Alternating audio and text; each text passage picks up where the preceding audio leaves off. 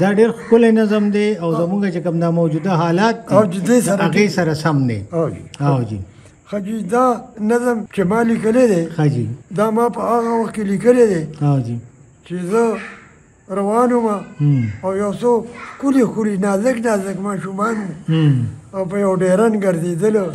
په هغه ډیران باندې کاغذونه مې راټولولو او نور دا په من پلیت د کبار سیوزونه په ډیران چې لویو خلکو غورځولي وو نو زه ماشومانو دا ډیران نه راټولولو او دا بیا ولله خرڅول به نو ما د هغې نه تپوس وکړو چې تاسو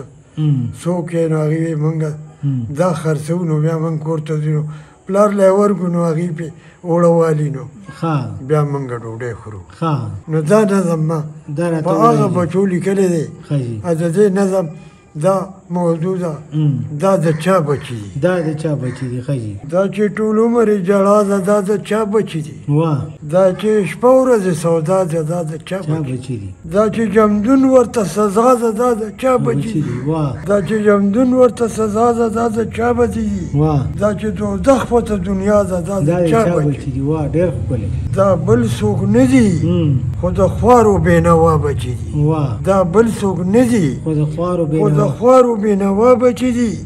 کني نو دې د چا نه کم نه دي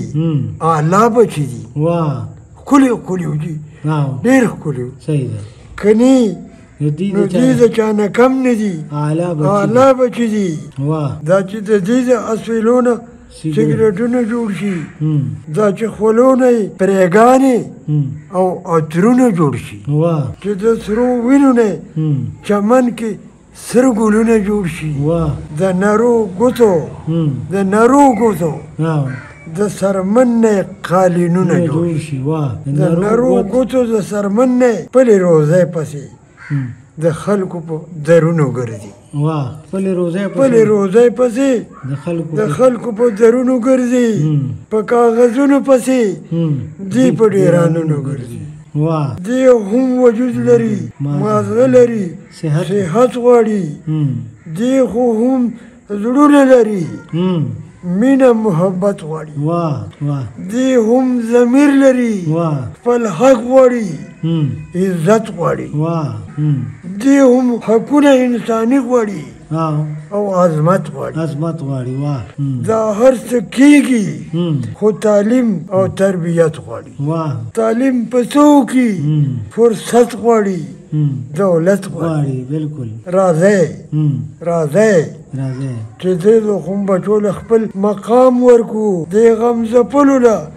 د ښکلي ژوند پیغام ورکو د مینې تږو له د زړه د مینې جام ورکو د بېوسۍ په ځای حقونه د اسلام ورکو د بېوسۍ په ځای حقونه د اسلام ورکو چې قابلان شي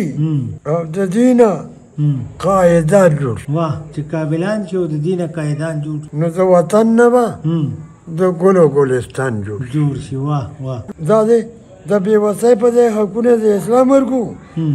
او دوی چې افضل شي او د دینه قایدان جوړ کړي دوی چې افضل شي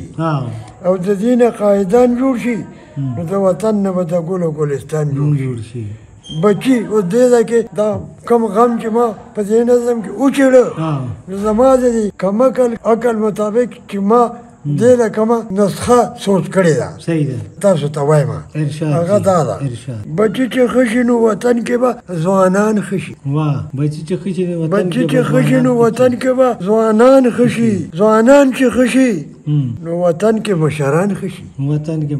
چې مشران ښه شي وطن کې حاکمان ښه شي چې مشران ښه شي وطن کې حاکمان ښه شي چې حاکمان ښه شي وطن کې به گزاران ښه شي ژوند به ښه شي ځکه اسلام کې حکمران د قوم خادم یادي که سپېڅې هم د لوږې مړ شو نو نادم یادي ډېر ښکلی دا د عمر رضی الله تعالی عنه هغه خبره ده